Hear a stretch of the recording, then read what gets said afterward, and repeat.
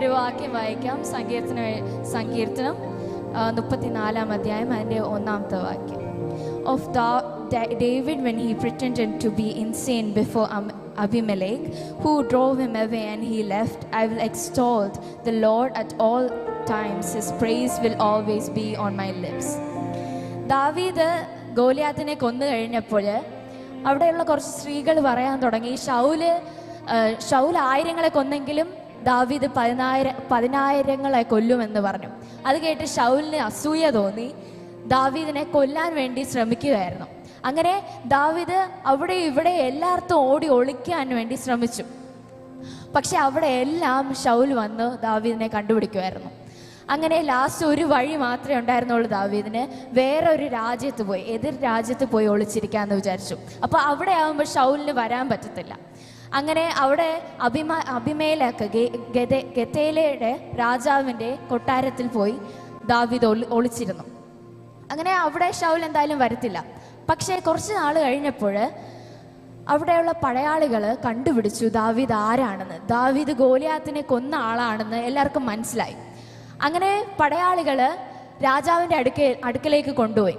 അങ്ങനെ രാജാവ് ഇങ്ങനെ നോക്കുകയാണ് ഇവനാണോ എന്ന്. അപ്പോഴത്തേക്ക് പെട്ടെന്ന് ദാവീദിൻ്റെ ബുദ്ധി ഉപയോഗിച്ച് ദാവീദ് ഒരു മാനസിക രോഗിയായി അഭിനയിക്കാൻ തുടങ്ങി. അവൻ കാലും കൈയും വെച്ചിട്ട് വികൃതികളൊക്കെ കാണിക്കാൻ തുടങ്ങി. ഉമിനീരെല്ലാം വായുടെ വെളിയിൽ വരുന്ന രീതിയിലൊക്കെ ആക്ട് ചെയ്യാൻ തുടങ്ങി.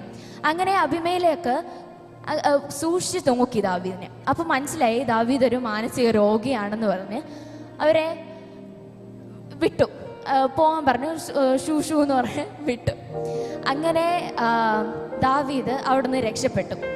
അപ്പോഴത്തേക്ക് പാടിയൊരു പാട്ടാണ് സങ്കീർത്തനം 34 എഴുതിയിരിക്കുന്നത്. ഇങ്ങനെയാണ് എഴുതിയിരിക്കുന്നത്: ഞാൻ യഹോവയെ എല്ലാ നാളും വാഴ്ത്തും, അവൻ്റെ സ്തുതി എപ്പോഴും എൻ്റെ നാവിന്മേലിരിക്കും. ദാവീദിന് അബിമേലെക്കിൻ്റെ അടുത്ത് പോയത് ഒരു സഹായത്തിന് വേണ്ടിയാണ്. അവിടെ വേറെ അവൻ്റെ സ്വന്തം രാജ്യത്തിൽ ജീവിക്കാൻ പറ്റാതെ ആണ് അബിമേലെക്കിൻ്റെ രാജ്യത്തിൽ പോയി ഒളിച്ചിരുന്നത്.